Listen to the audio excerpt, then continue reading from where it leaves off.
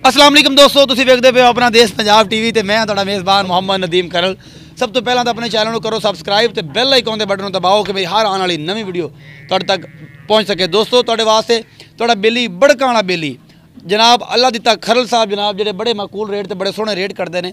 अज तुहाडे वास्ते एक बड़ी खूबसूरत मझ लैके आए हैं। दुसर झोटी है, चंगी वड्डी मझ है तो इहदियां गारंटियां भी तुसीं सुनियां ने, रेट भी बड़ा मकूल है, गारंटियां भी तुसीं अल्लाह ते सुनियां ने। खूबसूरती ते तरीफां भी चला ते आदि मझ दी आपे करनी है इंशाअल्लाह जी, जिहड़ी शै तो आपे दसनी।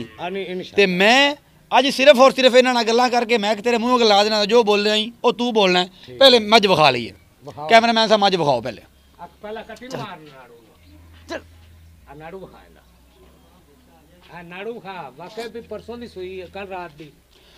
कैमरामैन साहब मझ विखाओ पहले जनाब बच्चे, इनू जरा पहले वजूद विखा लै, उस बाद फिर इहदा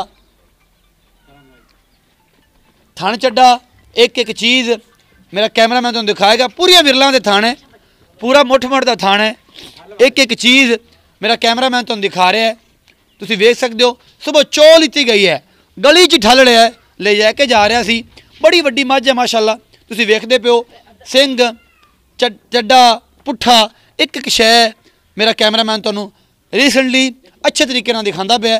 चाचे अल्लाह दे तैनूं पुछ लैने आ कि इंदियां तरीफां आपे कर ते नाले दस इहदे कोल दुध किन्ना है।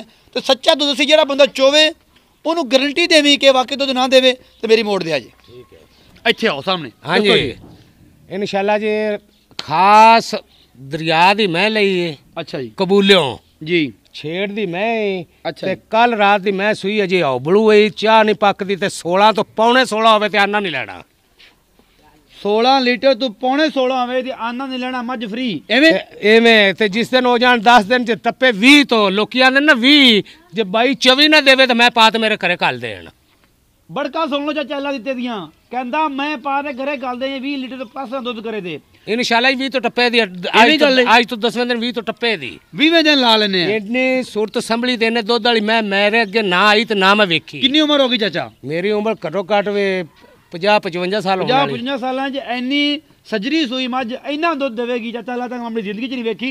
ये अज चाचा ये दस नस्ल केड़ी है? ये जी खास होते दी मैं कबूले दी ते जेड़ी वलैती मैं हुंदी है असल वलैतन मैं ए। अच्छा ये वलैतन इन्हां च भी वलैतना होंदी? हां जी ये असल वलैती भी है। अच्छा इन्हां च भी वलैतना होंदियां ने मझां च? बिल्कुल नीली रावी हट के वलैतना भी होंदियां ने? वलैतना भी होंदियां ने, खास वलैतने दूजण हो ते सिर जिड्डी मैं। दोस्तों चाचा अल्लाह ते एक नवी गल कर दी है कि मझां विच भी वलैतना मझां नस्ल होंदी है। हां जी अज चाचा अल्लाह ते भी दस्सा बे ये मैनूं नहीं पता सी, ईमानदारी दी गल है।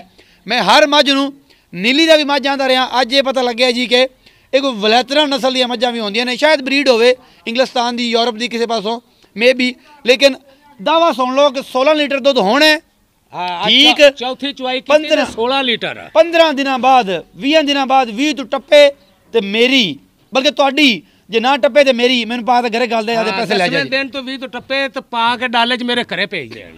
पैसे किन्ने ने मकूल? पैसे मुल कराई रखन ते 3 लाख ते 2 लाख ते 70,000 दी मैं बेचनी फाइनल। 2,70,000 रुपए दा रेट आ जी। जिन्ना दिल करे 3 टाइम 4 टाइम 5 टाइम चाचे दे कोलों टुक्कर खा के साढ़े नूं खा के ते ए जनाब इस बंदे को मझ ले जा सकते हैं। 2,70,000 रुपया फाइनल रेट है। मुल कराने नूं 3 लाख रुपया मुल कर रहे। अज बड़का तुसीं सुन ली। हाँ जी मंडी दे विच अल्लाह जा 85,000 दी मैं विकण वाली है, 85-90 दी ਆਪਾਂ ਤਾਂ रेट घट ਕੀਤਾ भी मोड़ भी मेरे को आवन, मोड़ भी पूरी जिंदगी च इन्ने दुध वाली ना आई है ते ना पिछा आमनी है। असल वलैती भी है इंशाअल्लाह जी।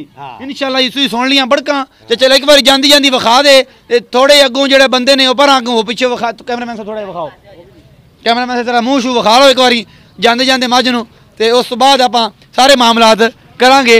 अपना बहुत सारा ख्याल रखिया जी। मिलदे हैं अगली वीडियो च। अल्लाह निगहबान।